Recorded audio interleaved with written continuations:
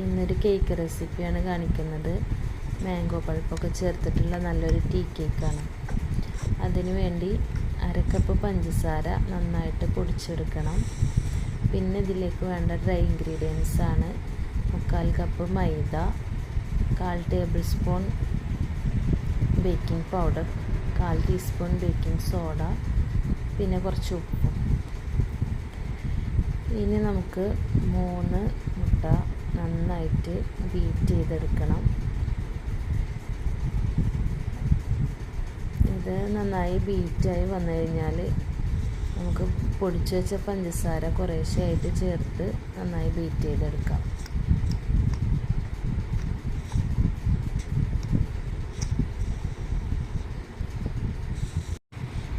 പഞ്ചസാര മുഴുവനായിട്ട് ഇട്ട് കൊടുത്തതിന് ശേഷം നമുക്കത് നന്നായി പതഞ്ഞ് പൊങ്ങി വരുന്നത് വരെ ബീറ്റ് ചെയ്യാം. ഇപ്പോൾ നന്നായി പൊങ്ങി വന്നിട്ടുണ്ട്.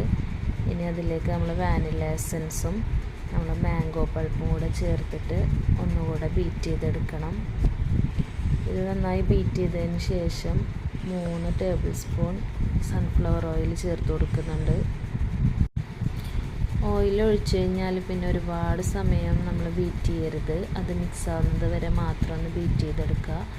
പിന്നെ നമ്മുടെ ഡ്രൈ ഇൻഗ്രീഡിയൻസ് 2 or 3 തവണയായിട്ട് അതിലേക്കിട്ട് മിക്സ് ആക്കിയെടുക്കുക.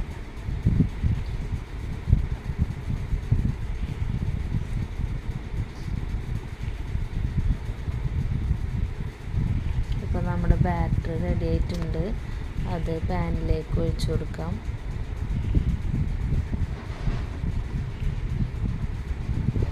ഇതേ സമയം മറ്റൊരു പാന് നമ്മൾ പ്രീ ഹീറ്റ് ചെയ്ത് വെക്കണം. അതിൻ്റെ മുകളിലേക്കാണ് ഈ പാന് വെച്ച് കൊടുക്കുന്നത്. എന്നിട്ട് മൂടി വെച്ച് ഒരു വെയിറ്റും കൂടെ അതിൻ്റെ മുകളിൽ കയറ്റി വെക്കാം.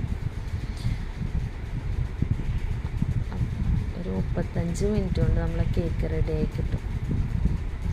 ഇതാ കേക്ക് റെഡി ആയിട്ടുണ്ട്. നല്ല സോഫ്റ്റ് ആയിട്ടുള്ള കേക്കാണ്. ട്രൈ ചെയ്ത് നോക്കാം.